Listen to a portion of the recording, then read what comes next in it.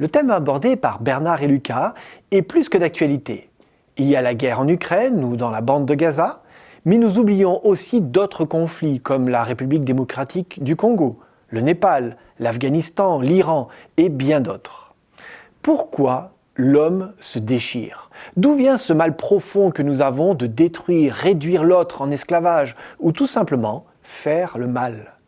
Ce thème vous intéresse? Alors ne manquez pas de nous suivre sur notre chaîne Adventiste FFS et de vous abonner en activant bien évidemment la petite cloche.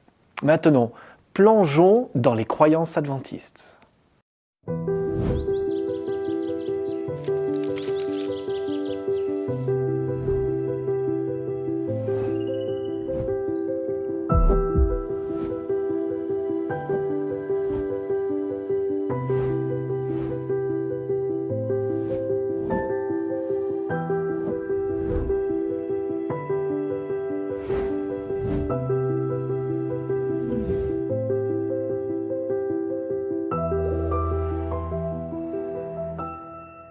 Salut Lucas. Bonjour Bernard.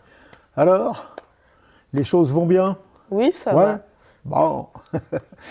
Alors tu te souviens, la dernière fois, on a parlé de ce qu'était l'homme que Dieu a créé. On a vu différentes questions face à cette création, mais on est conscient, toi comme moi, que tout ne s'est pas passé comme Dieu avait souhaité ou rêvé que les choses se passent. La vie est devenue plus compliquée, plus difficile, et on sait très bien, ce qui le prouve de façon catégorique, c'est qu'on en arrive à mourir. Alors, on va lire un texte qui nous explique que, en fait, on pourrait comparer l'histoire des êtres humains et de Dieu à une histoire d'une espèce de guerre, d'un conflit. Alors, on va lire le texte qui résume la façon dont les adventistes comprennent ça. L'humanité tout entière est actuellement impliquée dans un vaste conflit entre le Christ et Satan, concernant le caractère de Dieu, sa loi et sa souveraineté sur l'univers.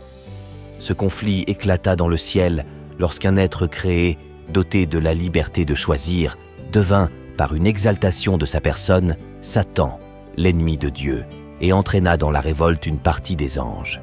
Il introduisit un esprit de rébellion dans ce monde lorsqu'il incita Adam et Ève à pécher. Ce péché humain eut pour conséquence l'altération de l'image de Dieu dans l'humanité, la perturbation du monde créé et sa destruction lors du déluge planétaire, comme le montre le récit historique de Genèse 1 à 11. Au regard de toute la création, ce monde est devenu le théâtre du conflit universel dont, en fin de compte, le Dieu d'amour sortira finalement réhabilité. Afin de prêter main forte à son peuple dans ce conflit, le Christ envoie le Saint-Esprit et les anges fidèles pour le guider, le protéger et le soutenir sur le chemin du salut. Voilà, alors, comment tu réagis en écoutant un texte comme ça? Moi, le premier truc qui me perturbe un peu, c'est que l'humanité, elle est impliquée dans ce conflit. Bien sûr. Elle est impliquée et je dirais, et c'est pour ça que quand j'ai présenté les choses, c'est dit en fait, c'est l'histoire des hommes qui a mal tourné en quelque sorte. Dieu avait fabriqué un homme qui était à son image, et puis on a l'impression qu'il y a quelque chose qui s'est passé, qu'il y a un grain de sable qui est venu abîmer la machine et que les choses ne marchent pas comme il faut. Et donc, effectivement, c'est l'humanité qui est dans ce conflit. C'est toi, c'est moi, c'est nous tous. Donc, on est là concerné par ça. Ça, c'est sûr. Alors, je me souviens, tu m'avais posé une question à propos de cet arbre que Dieu avait mis dans le jardin. Dans les récits de la création, on nous raconte que dans le jardin que Dieu a créé, il y avait deux arbres spéciaux. Un arbre qui était appelé l'arbre de la vie, et un autre arbre, l'arbre de la connaissance du bien et du mal. Alors, si tu te souviens de ce qu'on a dit la dernière fois, l'arbre de la vie, ça représente ce Dieu qui a soufflé dans les narines de cette espèce de statue de terre qu'il avait faite pour que l'être humain devienne un être vivant. Donc on pourrait dire que l'arbre de la vie, c'est une façon imagée de représenter la puissance que Dieu a de donner la vie.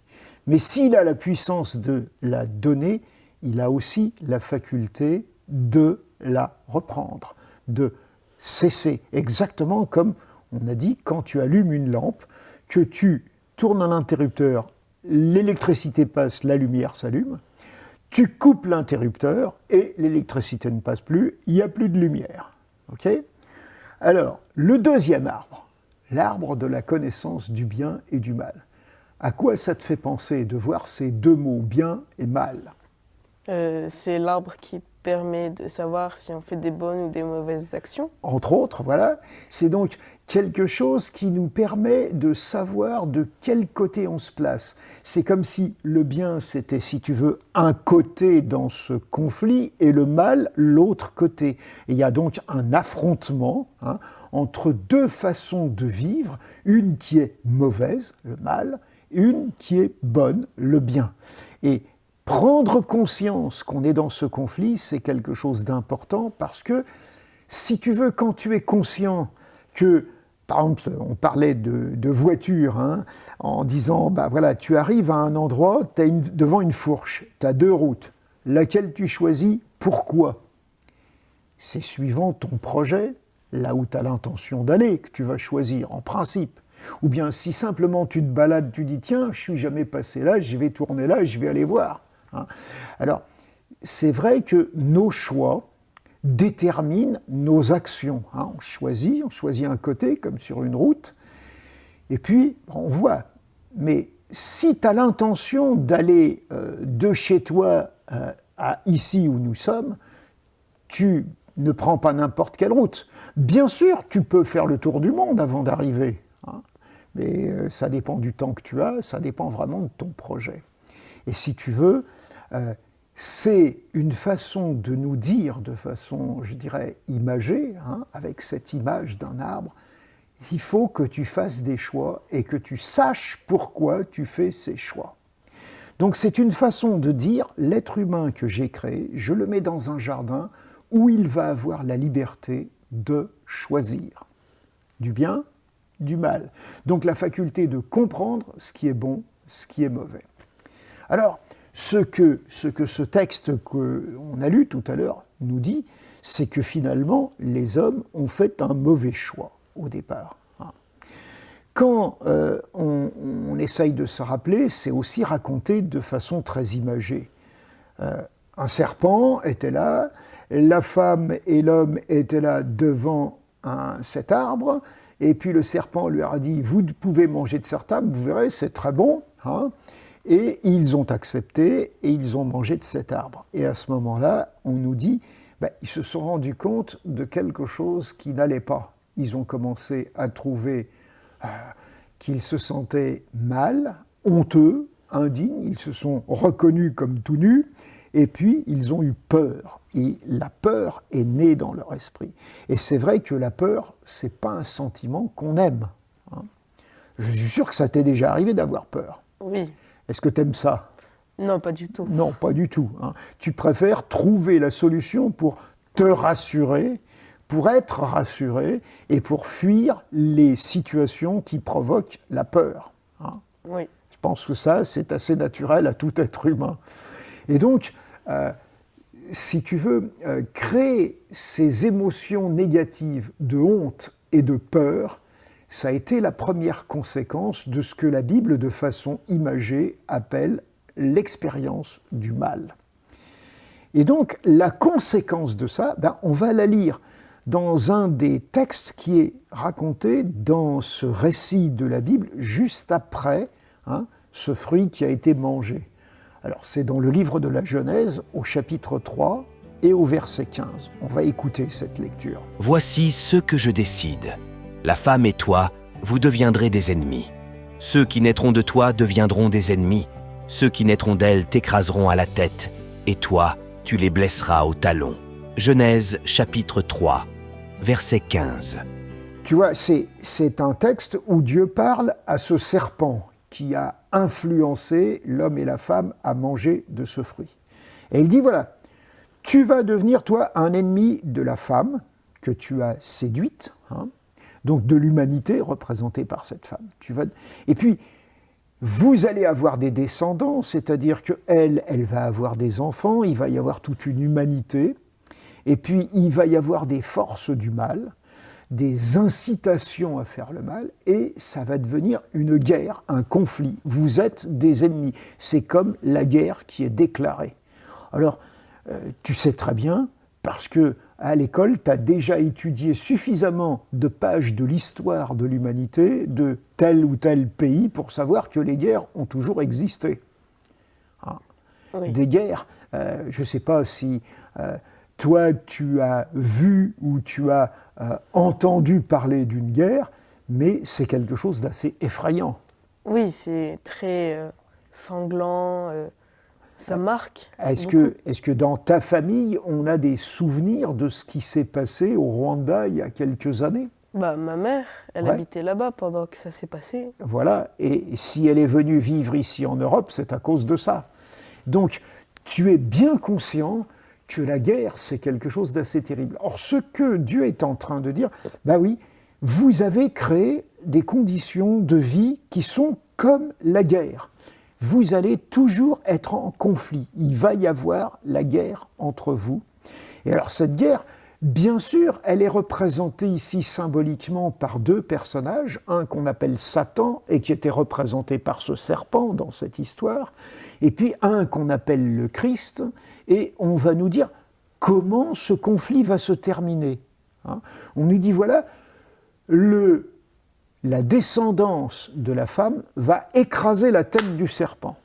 Donc le Christ, qui est descendant de la femme, puisqu'il est né parmi les hommes, va écraser, c'est donc lui qui va remporter la victoire.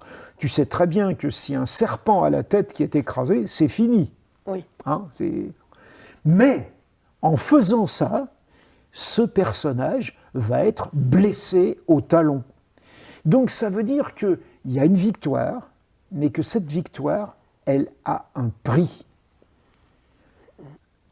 La victoire est obtenue en écrasant l'attaquant mauvais, mais en blessant le défenseur bon.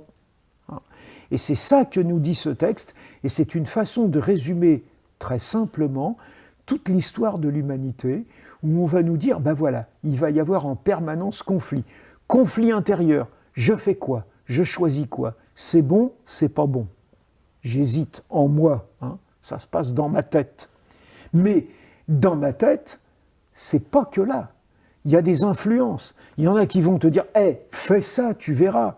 Hein » Et puis « Regarde-moi ce que je fais, viens voir, tu pourrais faire comme moi. Hein » J'entendais hier des jeunes qui disaient « J'ai vu un footballeur réputé se balader avec ce nouveau produit de tabac qu'on met dans la bouche là, et qu'on laisse infuser de la nicotine dans le corps. Alors au début c'est très dur, mais j'ai vu un footballeur professionnel faire ça, donc moi je vais le faire aussi, je vais essayer, ça doit être bon si lui le fait. » Alors des influences comme ça, il y en a toujours. Il y a toujours des gens qui, d'une façon ou d'une autre, vont essayer de t'influencer pour faire du mal, quelque chose de mauvais. Et c'est mauvais, non pas par théorie, c'est mauvais pour toi. C'est quelque chose qui te détruit, qui t'abîme, qui abîme ta vie. Hein. Et puis, tu en as d'autres qui vont te dire, je pense que, entre autres, c'est le rôle des parents, mais tes parents essayent de te dire « méfie-toi de certaines mauvaises influences », essayent de te dire que tu as intérêt à choisir ce qui est bon, parce que c'est ça qui va donner à la fois du bonheur à ta vie, ça va t'éviter des peurs pour rien, et ça va te donner un plaisir, une joie de vivre, une qualité de vie que tu n'auras pas autrement. Et donc ce conflit, il n'est pas seulement en toi, dans ta tête, mais il est aussi à l'extérieur avec les gens et les relations et les circonstances dans lesquelles tu vis. Il y a des choses qui te poussent au bien et d'autres au mal. Et ce qu'on te dit surtout, c'est que ça va bien finir. Mais ça va bien finir à cause d'un personnage.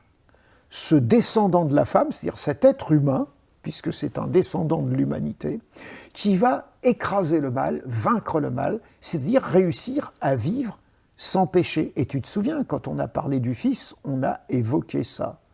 Jésus vit sans rater la cible de sa mission. Et parce qu'il ne se laisse pas influencer vers le mal, il est vainqueur. Mais il va mourir sur la croix, et c'est une façon, si tu veux, d'annoncer cette mort, que de dire il va être blessé au talon dans ce conflit-là. Et c'est la raison pour laquelle les chrétiens, dont les adventistes, disent que le vainqueur dans le conflit, c'est Jésus, et que sa victoire, elle s'est obtenue à la croix, au moment où il a été blessé parce que il dérangeait les forces du mal, y compris parmi les êtres humains de son temps, et donc qu'on l'a battu, qu'on l'a arrêté, qu'on l'a maltraité, qu'on l'a condamné, alors qu'il ne méritait absolument pas cette condamnation. Et donc, tout l'intérêt de ça, c'est de te dire à toi, comme à moi, fais gaffe, t'es impliqué dans ce conflit, ne fais pas n'importe quoi. Oui. Ok ? Allez, on aura l'occasion de reparler de ces choses-là. On s'arrête là pour aujourd'hui. À bientôt, on se retrouve. À bientôt Bernard. Ciao.